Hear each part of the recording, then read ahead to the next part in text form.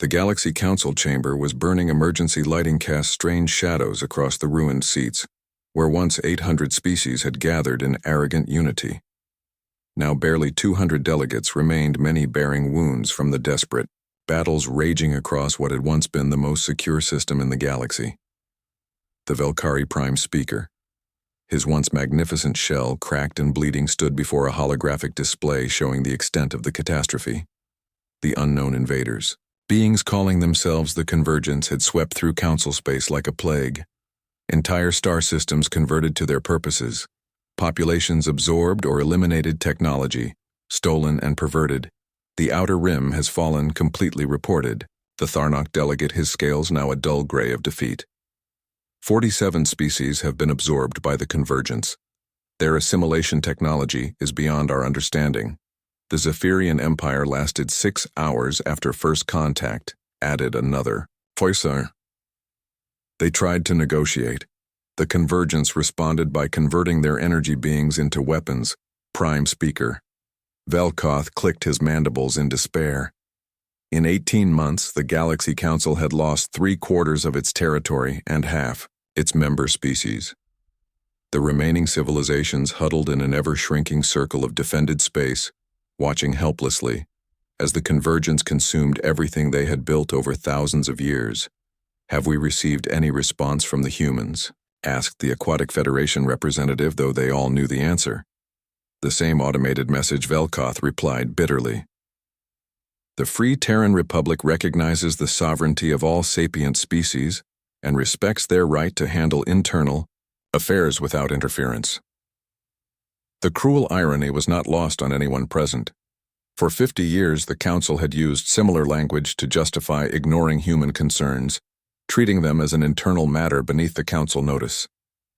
Now humanity was returning the favor with surgical precision. "Sir," interrupted a communications officer, "we are receiving reports from the Kepler sector. The Convergence has encountered something unexpected." The main display shifted to show grainy footage from a fleeing refugee ship. The Convergence fleet, thousands of biomechanical horrors that had crushed every Council defense, hung motionless in space. Around them, sleek ships of unknown design moved with predatory grace. "Those are not Council vessels," breathed the crystalline collective delegate. No, Velkoth confirmed, studying the distinctive angular design. "Those are human ships, but not like any we have seen before." The footage showed what happened next. The Convergence, which had absorbed the technology of hundreds of species, launched their standard conversion attack. Streams of assimilation, nanites, and reality-warping energy should have overwhelmed any defense. Instead, the human ships simply vanished. Not destroyed, not disabled, gone. One moment they were there, the next they existed in some other dimensional space entirely.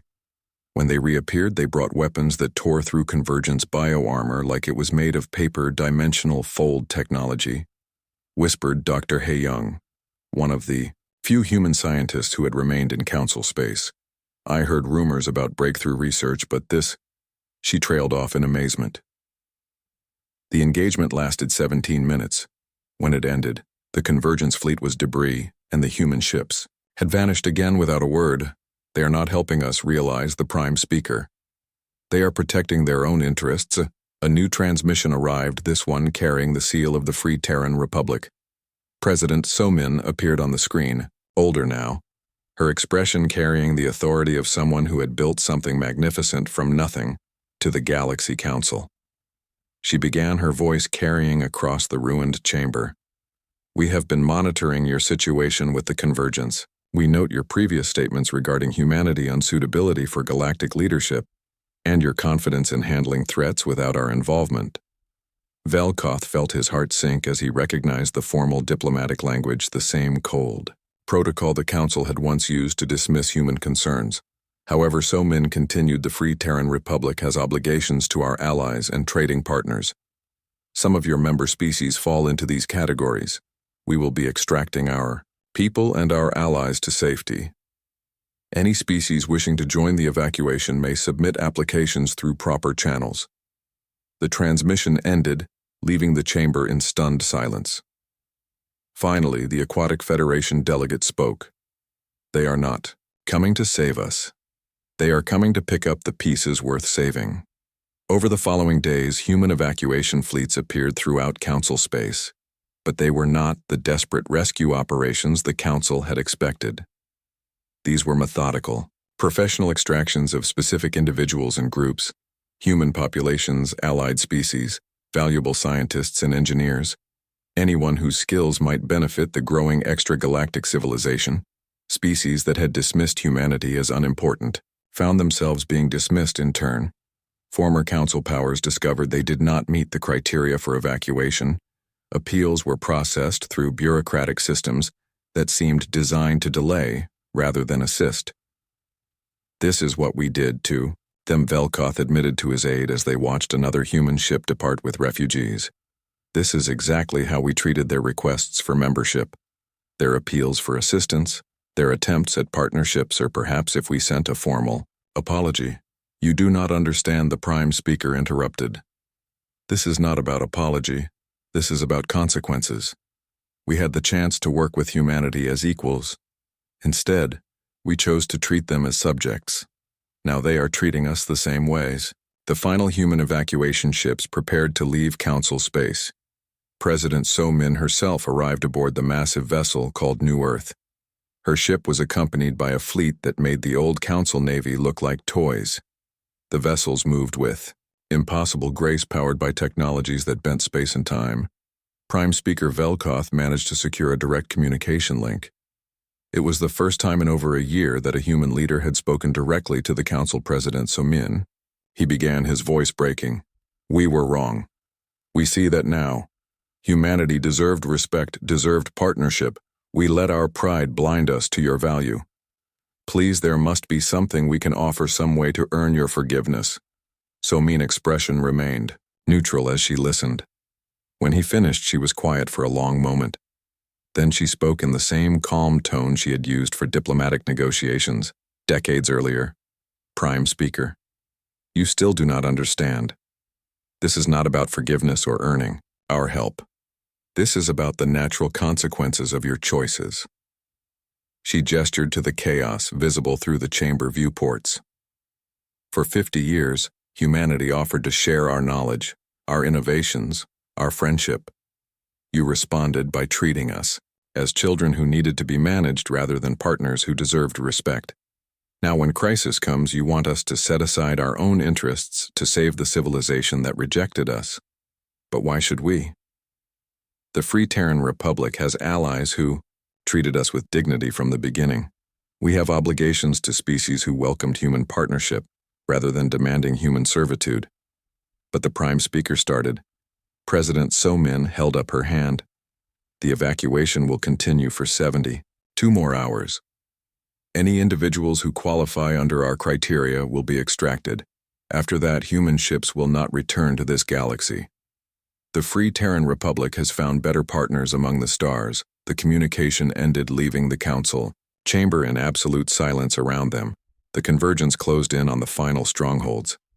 As civilization collapsed around species too proud to learn humility, humanity and their new allies continued their work among distant stars they had built, something better than the Galaxy Council.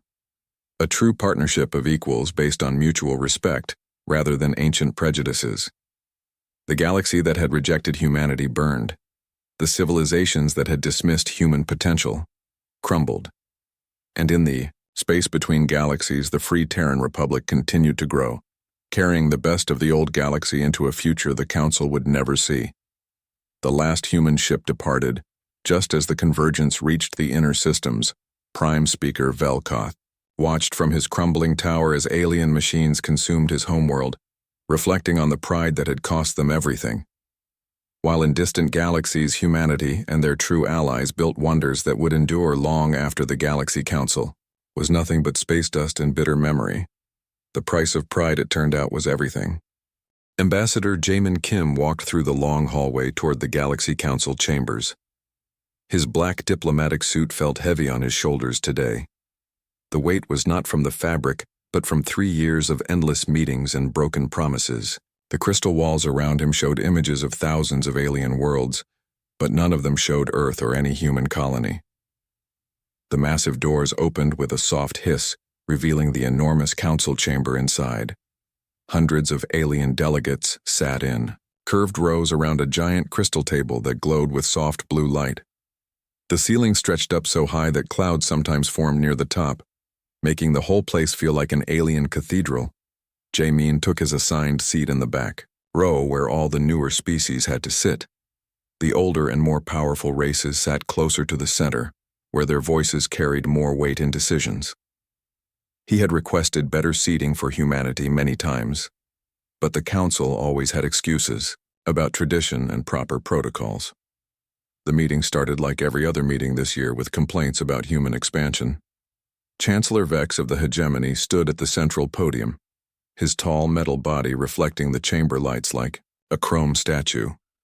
His voice echoed through speakers built into every seat, making his words impossible to ignore. Humans are expanding too quickly into unclaimed space. He announced without any greeting or diplomacy. Their mining operations are too aggressive. Their military ships patrol areas that should remain neutral zones. The human species shows no respect for galactic stability. Around the chamber, dozens of alien heads nodded in agreement. The slug-like Vorthons made wet, slapping sounds with their tentacles, which meant they strongly agreed. The bird creatures called Kalari ruffled their bright feathers and squawked support for the Chancellor's words. Even the tree-like Nethrons swayed their branches in a way that showed approval. Jae-min had heard these same accusations hundreds of times before human colonies were growing fast, because humans worked hard and had many children. Human mining was efficient, because human technology was getting better every year. Human ships patrolled space because pirates and raiders threatened innocent traders, but explaining these facts never seemed to matter to the council. The Vorthon ambassador raised one of his slimy tentacles to speak. His three eyes focused on Jae-min with obvious dislike. "Humans take resources that should be shared among all council members," he said in his wet, gurgling voice. "They build weapons when they should build hospitals. They train soldiers when they should train farmers." More agreement sounds filled the chamber. The council had made up their minds about humanity long before this meeting started. They saw humans as dangerous newcomers who needed to be controlled before they became too powerful to stop. But they never seemed to understand that treating humans like criminals would only make them more determined to protect themselves. A small furry delegate from the Zephyr Republic stood up next. Her species looked like walking teddy bears, but her voice was sharp with anger. "Human expansion threatens smaller species like mine," she declared. "We need the council to limit their growth before they take over systems we might need in the future." Jae-min wanted to stand up and remind everyone that humans had never taken a single system that belonged to another species. Every human colony was built in empty space around dead stars or on worlds that no other race had ever claimed. But he had learned that interrupting council speakers was considered extremely rude and would only make them angrier. The meeting continued for hours with speaker after speaker, demanding limits on human activities. Some wanted humans to give up their newest colonies. Others demanded that human military ships be reduced to tiny patrol craft. A few extreme voices even suggested that humans should pay taxes to the council for the privilege of existing in the galaxy. Through it all, Jae-min sat quietly and took notes on his datapad. He recorded every accusation, every demand, and every threat. The information would go back to Earth, where President Park and her advisors would decide how to respond. But Jae-min already knew what their answer would be. The same answer humans had given for 3 years. "We are willing to negotiate, but we will not surrender our rights." Chancellor Vex returned to the podium as the meeting reached its climax. His metal face showed no emotion, but his voice carried the authority of someone who expected total obedience. "The time for gentle suggestions has ended," he announced. "The human problem requires a final solution." The chamber fell completely silent. Even the usual background chatter and movement stopped. Every alien delegate leaned forward to hear what the most powerful military leader in the galaxy would say next. Jae-min felt his heart rate increase as he prepared for whatever new demand was coming. "The United Earth Federation will immediately surrender all military vessels larger than light cruiser-class Chancellor," Vex continued. His words hit the chamber like hammer blows.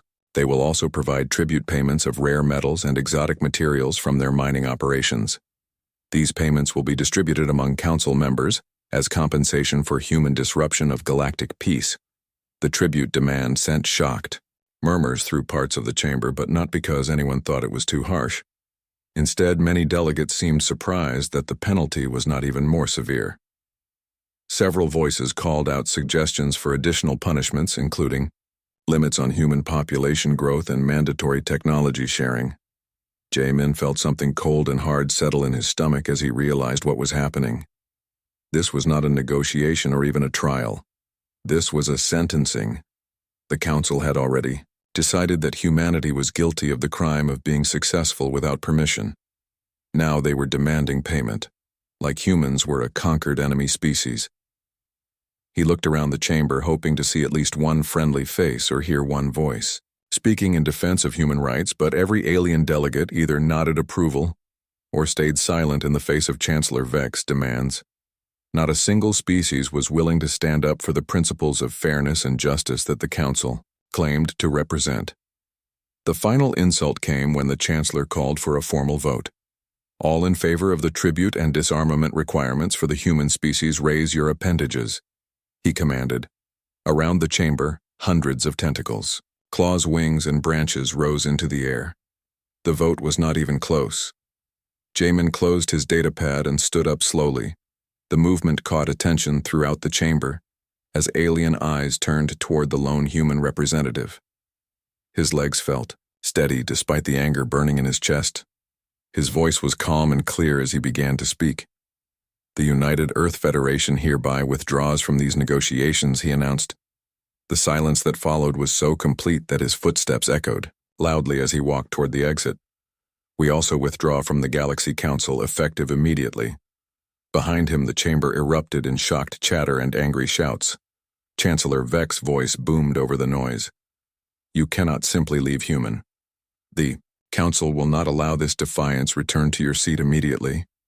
Jamin stopped at the doorway and turned back to face the hundreds of alien delegates who had just voted to treat his entire species like slaves. His smile was cold and sharp, like winter ice. Watch us, he said quietly. Then he walked out of the Galaxy Council chambers for the last time. The door closed behind him with a soft hiss that sounded almost like a sigh. The galaxy was about to learn what happened when you pushed humanity too far. President Dayun Park stood at the tall windows of her office in Seoul, watching the city lights twinkle in the darkness below.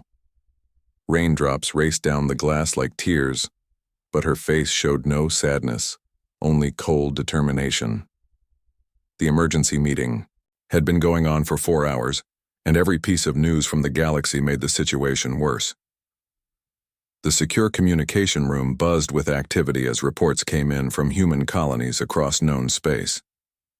Ambassador Jamin Kim appeared on the main holographic display, his face tired but resolute after his long journey back from the council homeworld. Behind him, the lights of Luna City created a backdrop that reminded everyone how far humanity had come in just 15 years. The council is mobilizing their enforcement fleets. Jamin reported to the room full of military commanders and government officials. They are calling our withdrawal an act of rebellion against galactic order. Chancellor Vex has been given authority to use whatever force necessary to bring humanity back into compliance. General Taeho Lee leaned forward in his chair, his weathered face showing the scars of battles fought in the early colony wars before first contact with alien civilizations. How long do we have before they reach our outer systems, he asked. Admiral Sujin Choi consulted her data tablet, where fleet positions updated in real time across a three-dimensional map of human space. Based on their current movements, 6 days for the first probe attacks, 2 weeks for a major assault. The hegemony is sending their third fleet toward the Kepler colonies, while Vorthon ships are moving toward our mining operations in the Tau Ceti system. Intelligence Director Hyun-Woo Kang activated another holographic display showing detailed information about alien military capabilities. The Council species have not fought a real war in over 300 years. He explained, most of their military technology has not been updated in centuries. They rely on overwhelming numbers and the reputation of hegemony superweapons to maintain order. President Park turned away from the window to face her advisors. The woman who had led Earth through first contact and the early years of galactic diplomacy now had to prepare her species for war against enemies that outnumbered them thousands to one. But her voice remained steady and confident as she began to speak. What they do not understand is that humans do not surrender when faced with impossible odds, she said. We adapt, we innovate, and we fight harder when our backs are against the wall. For 3 years we have been preparing for this possibility while they assumed we would always submit to their demands. She activated a new display showing human military assets that had been kept secret from galactic intelligence services. Deep space construction yards that had been building warships disguised as cargo vessels.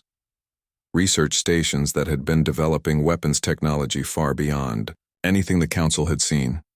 Defensive platforms hidden in asteroid fields and nebulae throughout human space. Director Kang smiled as he highlighted specific projects that his intelligence teams had been overseeing. The aliens think they know our capabilities because of what we showed them during the peace negotiations, he said. But we have been following the old Earth saying about keeping your friends close and your enemies closer. We have been watching them while they ignored us. The room fell silent as everyone absorbed the implications of what they were seeing. Human military strength was not just adequate for defense. It was potentially superior to anything the Council could field. The ships being revealed in the hidden displays were sleeker, faster, and more heavily armed than the vessels humanity had shown. To galactic inspectors, Admiral Choi stood up and walked to the tactical display pointing out specific fleet positions and defensive arrangements. Our newest destroyers can outrun hegemony cruisers while carrying more firepower, she explained. The stealth technology we developed from studying those ancient automated platforms makes our ships nearly invisible to their sensors. The automated platforms had been a stroke of luck discovered during the expansion into previously forbidden zones of space. The Council had declared those areas too dangerous for settlement, but human survey teams had found them filled with incredible technology, left behind by a long-dead civilization. Salvaging and reverse engineering those discoveries had given humanity capabilities that no current galactic species possessed. General Lee activated another section of the display, showing ground-based defenses on human colonies. Our planetary shield generators can withstand orbital bombardment indefinitely, he reported, and our ground forces are equipped with weapons that can penetrate any known alien armor. The Council armies have not faced serious resistance in so long that they have forgotten how to fight a determined enemy. President Park nodded as she absorbed all the information her military commanders had prepared. The picture being painted was clear.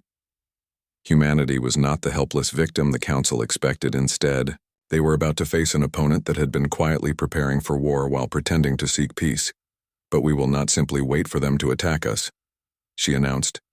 We will show the galaxy that humanity cannot be bullied or conquered by anyone. Issue the following orders immediately. Her voice carried the authority of someone who had led Earth through its most challenging period in history. Every person in the room straightened as they prepared to receive commands that would change the course of galactic civilization. First, activate the Fortress Protocol on all human worlds, she commanded. Close our borders to all alien vessels. Any Council ship that approaches human space gets one warning to turn back if they refuse to leave. They will be destroyed. Admiral Choi saluted crisply as she accepted the order. The fleet had been waiting for this moment for months. Every captain knew their assigned positions, and every crew was ready for immediate deployment. Second, recall all our diplomatic personnel from Council worlds, President Park continued. We will no longer pretend that negotiation is possible with species that see us as inferior beings. Our ambassadors and trade representatives have 48 hours to reach human space before we consider them on their own. Director Kang was already typing commands into his secure communication device.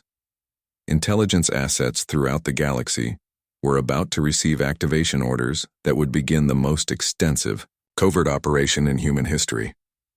The Council thought they knew everything about human capabilities, but they were about to discover how wrong they were. Third, begin Phase 2 of the Exodus Project, she commanded. The secret colonies beyond the galactic rim are to be activated immediately.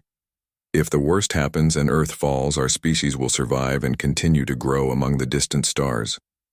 The Exodus Project had been humanity's deepest secret colony ships disguised as exploration vessels had been establishing hidden settlements in unexplored regions for years.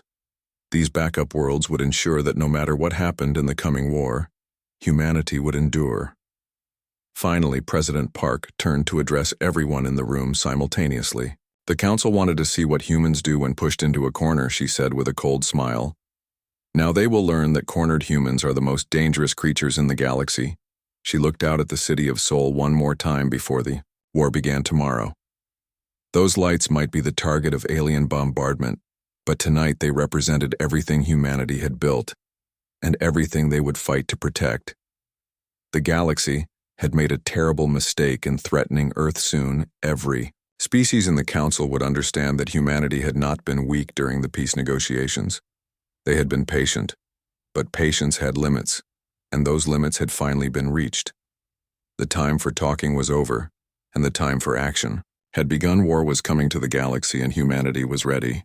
Captain Minho Seo sat in the command chair of his destroyer Soul's Pride, watching the tactical display show 3 hegemony cruisers dropping out of hyperspace near the mining colony on Kepler 442b.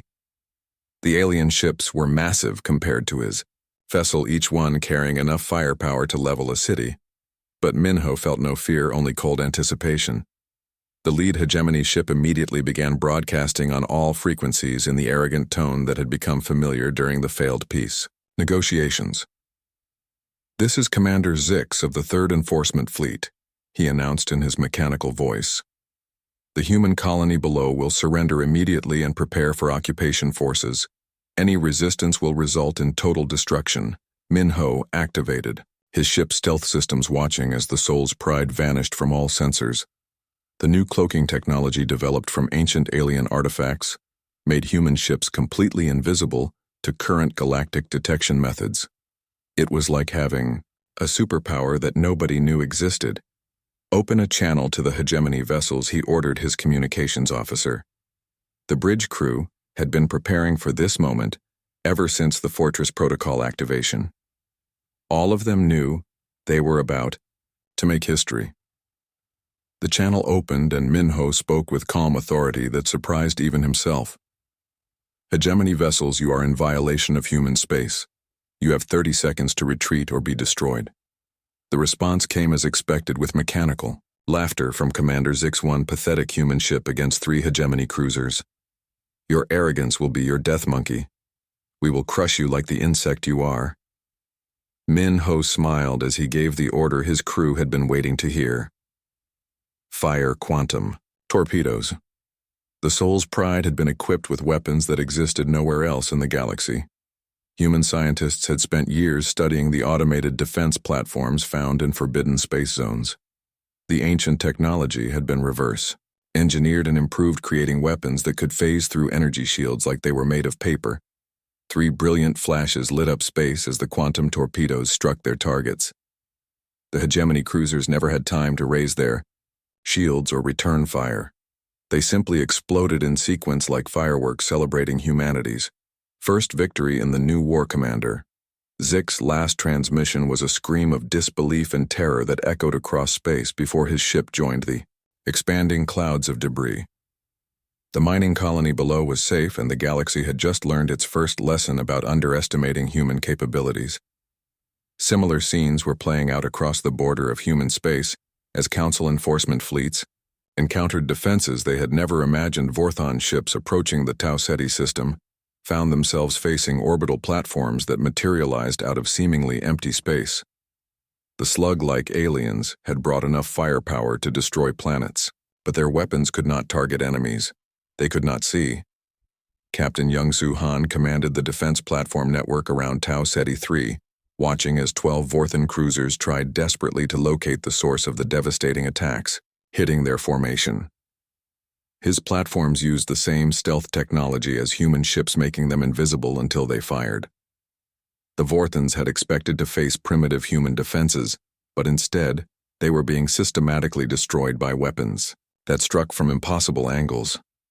Their return fire hit nothing but empty space, while quantum torpedoes phased through their shields and tore their ships apart from the inside. On the Kalari front, near the agricultural colonies of Proxima Centauri, The bird-like aliens discovered that human fighter craft were faster and more maneuverable than anything in their air forces. Squadron leader Ji-un Park led her pilots in ships that could change direction instantly without affecting the crew. Inside, while Kalari fighters had to deal with crushing acceleration forces that limited their combat effectiveness.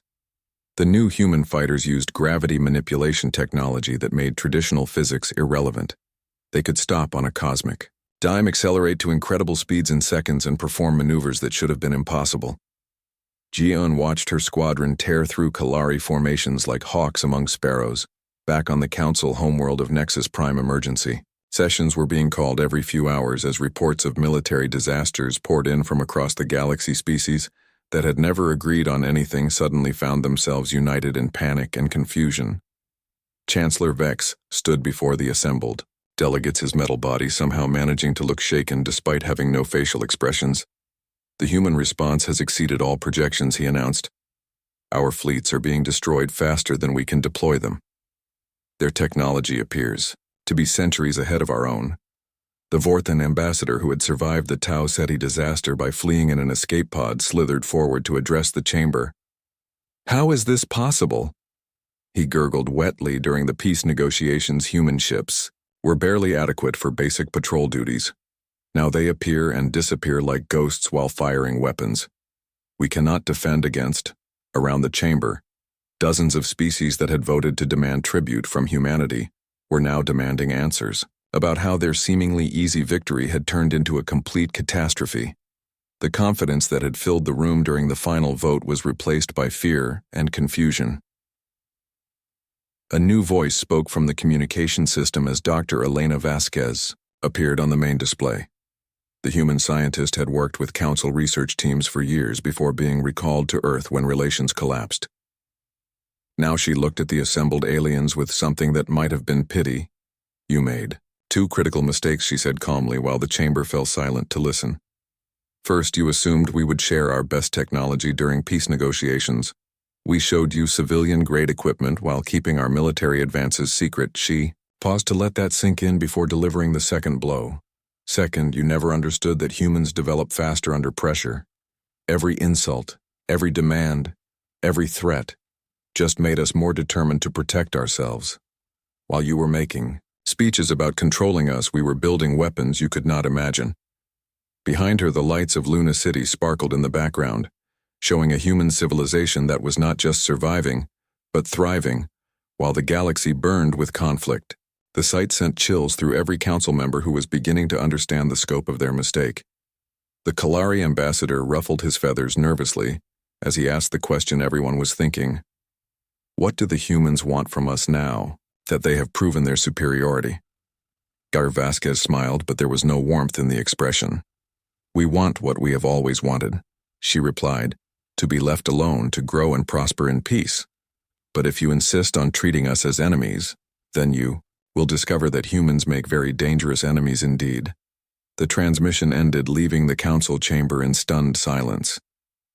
The species that had demanded human submission were now faced with the reality that they had awakened something far more powerful than they had ever suspected. Reports continued to pour in from the front lines. Human fleets were not content to simply defend their borders. They were actively hunting down council ships throughout neutral space. Ancient defense platforms that had kept entire regions empty for thousands of years were being systematically captured and studied by human engineering teams.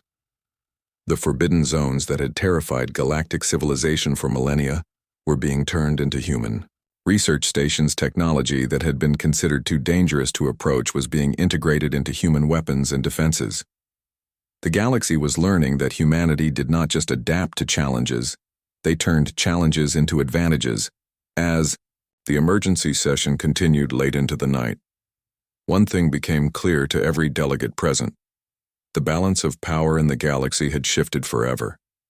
The species that had voted to humble humanity had instead created a monster that was now loose among the stars.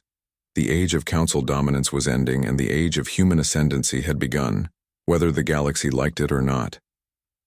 Ambassador Jamin Kim walked through the same crystal corridors of the Galaxy Council building on Nexus Prime. But everything had changed in the 8 months since he had stormed out of the chamber.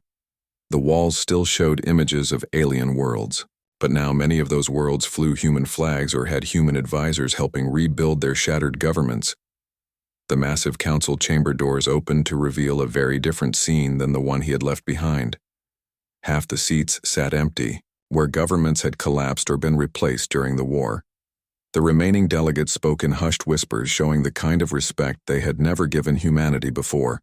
Admiral Yuna Kim and General Tae-ho Lee walked beside Jae-min, their presence a quiet reminder of the military power that had brought the galaxy to its knees. Their uniforms bore decorations from battles across dozens of star systems, each medal representing another council defeat. The new council president was a turtle-like creature whose species had wisely remained neutral throughout the conflict. He rose slowly from the central podium, his ancient eyes showing the wisdom of someone who had survived by knowing when not to fight. The Galaxy Council recognizes the United Earth Federation as a sovereign power with full rights to territorial expansion and military development, he announced in a voice that carried clearly through the chamber.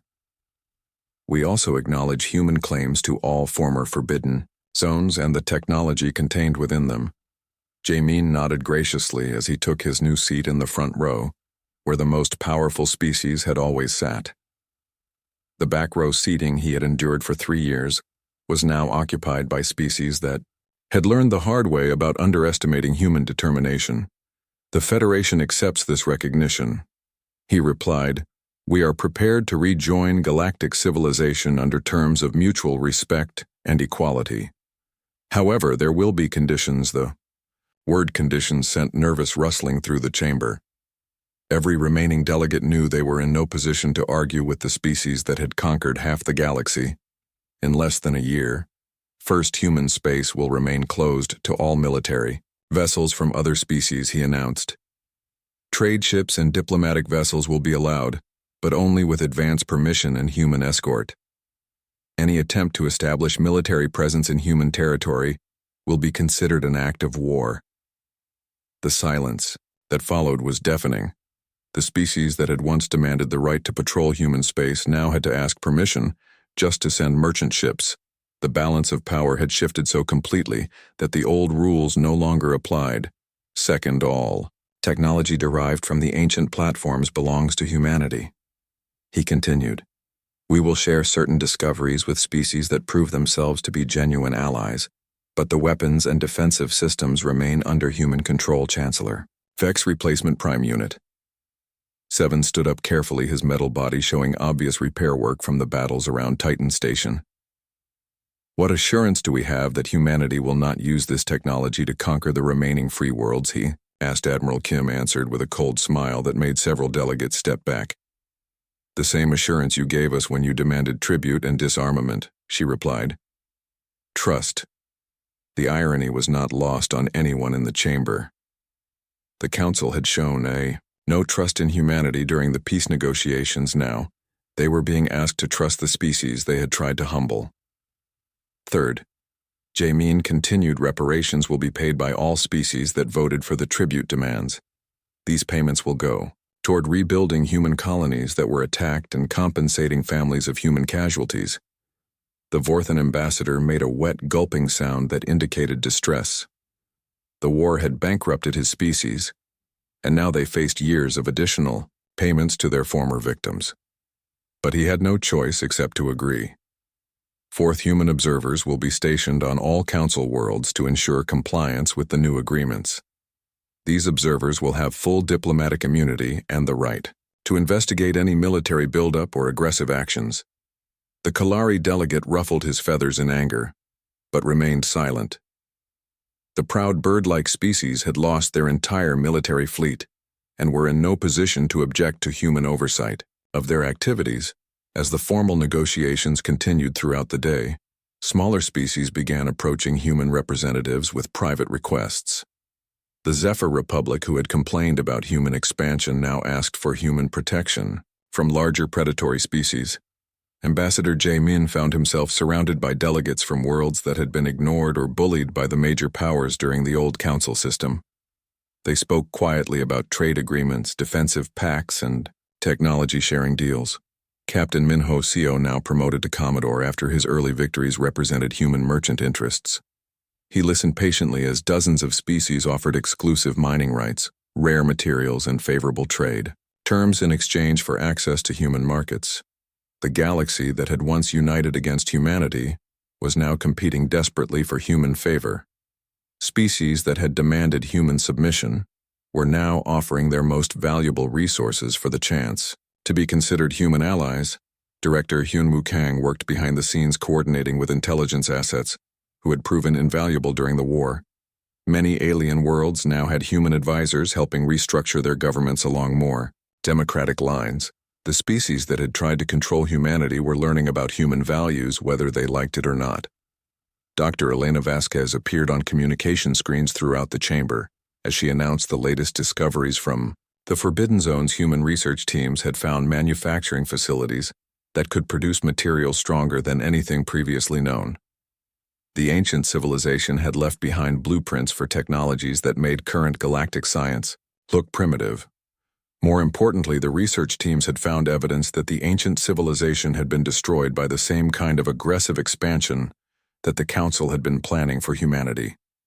The Forbidden Zones were not just treasure troves of technology.